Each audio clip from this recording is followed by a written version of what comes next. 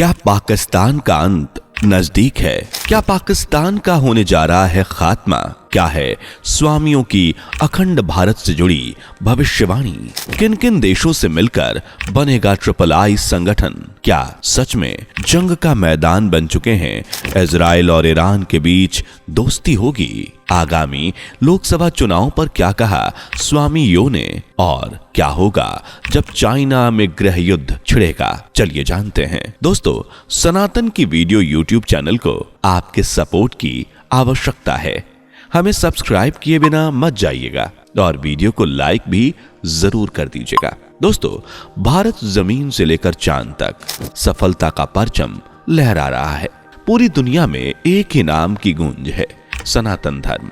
दुनिया की नजरें एक ही देश पर हैं और वो है भारत, जिसके विश्व गुरु बनने के दावे भी किए जा रहे हैं। और अब तो कई अरब देश भी भारत को सम्मान दे रहे हैं। लेकिन एक मुस्लिम कंट्री ऐसी भी है जो भारत को हमेशा ही नफरत की नजर से देखती है। जी हां, पड़ोसी देश पाकिस्तान, जिसके खस्ता हालात आज दुनिया से छुपे नहीं हैं। आलम यह है कि पाकिस्तान पाई पाई का मोहताज है, लेकिन ये तो कुछ भी नहीं, क्योंकि आने वाले समय में पाकिस्तान के हाल और ज्यादा बुरे होने वाले हैं। और ऐसा हम नहीं, बल्कि अपनी बातों को भविष्य में पिरोने वाले स्वामी यो का कहना है।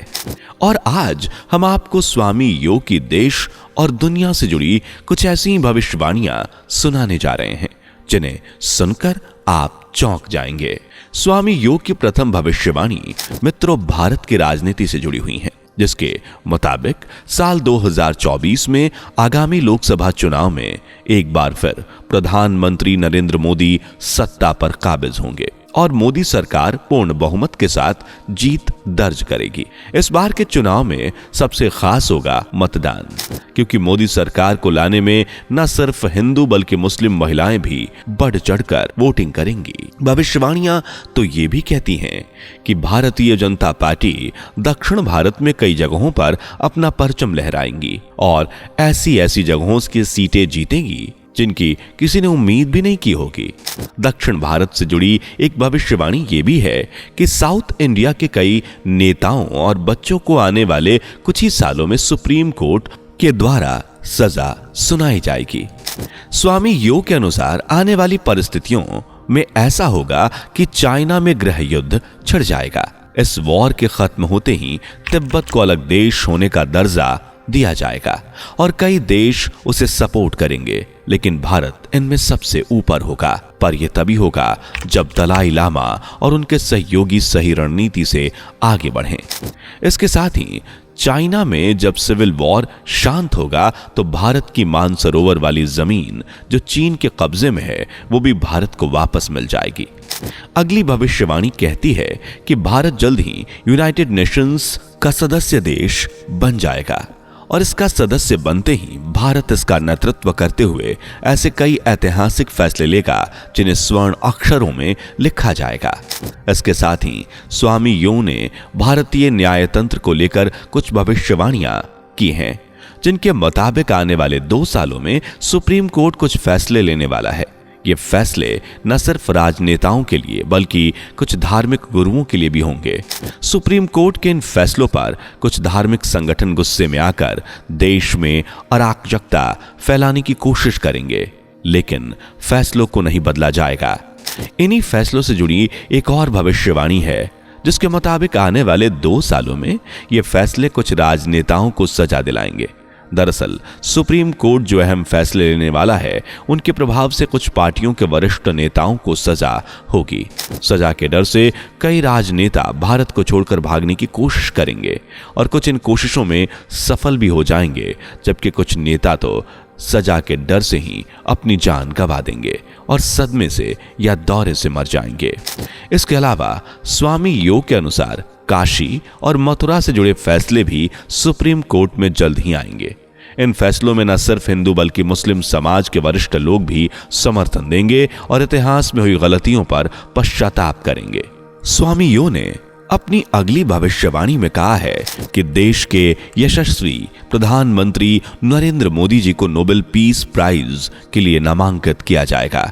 इसमें उनकी लोबिंग करेगा फ्रांस। नोबेल पीस प्राइज के लिए नरेंद्र मोदी को सपोर्ट करते आएंगे अरब देश। जी हां, अरब देश उनका समर्थन करेंगे। हालांकि भारत के कुछ राजनेता इस पर भी राजनीति करते दिखेंगे। अनेकों वर्षों से हम भारत की राजधानी के रूप में दिल्ली को ही देखते जा रहे हैं, लेकिन स्वामी यो के अनुसार 2024 के बाद मोदी सरकार भारत की राजनीति को मध्य भारत में स्थानांतरित करेगी, जो उज्जैन या देवास या किसी अन्य शहर की होगी। यानी जल्द ही भारत की राजधानी भी बदलने वाली है। चलिए अब आपको बताते हैं कि स्वामी यो ने पाकिस्तान को लेकर क्या कुछ कहा, लेकिन उससे पहले वीडियो को लाइक, चैनल को सब्सक्राइब कर लीजिए।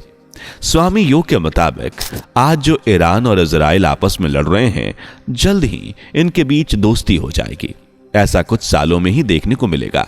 दरअसल स्वामी यो के अनुसार ईरान में सत्ता पलट होगी। जो नए राजनेता होंगे वो इजराइल के सपोर्ट में होंगे। इसके साथ ही ईरान, इजराइल और इराक का आयरिश लैंड का एक संगठन बनेगा, जिसे III नाम दिया जाएगा। इस संगठन के बनते ही पाकिस्तान के बिगड़े हालात बद से बदतर हो जाएंगे और पाकिस्तान लगभग खात्मे की कगार पर आ पहुंचेगा। इस समय तक POK यानी पाक ऑक्युपाइड कश्मीर यानी भारत का वह हिस्सा जो पाकिस्तान ने जबरन कब्जे में कर रखा है, वो वापस से भारत के हिस्से में आ जाएगा। अगली भविष्यवाणी कहती है कि एक III संगठन और बनेगा, जिसमें इजराइल, ईरान और इंडिया शामिल होगा और इस संगठन में भारत के अंदर महत्वपूर्ण भूमिका होगी। वहीं नेस्तो नाबूद होने की कगार पर खड़े पाकिस्तान को हर ओर से झटका लगेगा, क्योंकि अफगानिस्तान भी भारत के साथ अपने रिश्ते मजबूत करके काम आगे बढ़ाएगा। दोनों देशों के रिश्ते गहरे होंगे। भारत के लिए एक और बड़ी भविष्यवाणी की गई है कि भारत 2025 के आसपास की संघ राज्य यानी अखंड भारत का निर्माण करेगा, जिसमें एक बार फिर भूटान, नेपाल, पाकिस्तान, अफगानिस्तान, श्रीलंका, म्यांमार और सार्क के लगभग सभी देश भारत का अभिन्न हिस्सा बनेंगे। भविष्यवाणी के अनुसार इन सभी देशों में डिफेंस, फॉरेन पॉलिसी और करेंसी एक ही होने वाली है। हालांकि हो सकता है कि इन देशों को स्वायत्तता अलग दे दी जाए, लेकिन झंडा सभी का एक ही होगा। अगली भविष्यवाणी कहती है कि जैसे मेघनाथ मरा और फिर रावण, उसी तरह राम विद्रोही के परिवार यानी जिन्होंने राम मंदिर का विरोध किया है, राम मंदिर के लिए अनाप शनाप बका है, वो या तो रोड एक्सीडेंट में मारे जाएंगे या फिर प्लेन क्रैश में, दिल का दौरा से, जैसे अन्य बीमारियों के चलते ये सब समाप्त हो जाएंगे। और ये सब हमें 1 से 2 साल के अंदर ही देखने को मिलेगा। सबसे अंतिम भविष्यवाणी मित्रों उन लोगों के लिए है जो अधर्म से जुड़े हैं, धर्म की अवहेलना करते हैं और धर्म के बारे में अनाप शनाप बकते हैं। भारत में कुछ कुदरती आपदाओं का कहर देखने को मिलेगा, जिनसे भारत के तटीय क्षेत्र खास तौर से प्रभावित होते नजर आएंगे। भूकंप, बाढ़, सुनामी या तूफानों से जीवन अस्त व्यस्त होगा, लेकिन इन आपदाओं से धर्म के रक्षकों को डरने की जरूरत नहीं है। लेकिन हां, जिन्होंने अधर्म किया है या किसी के साथ भी कुछ बुरा किया है, गलत किया है, तो उन्हें परिणाम भुगतने होंगे।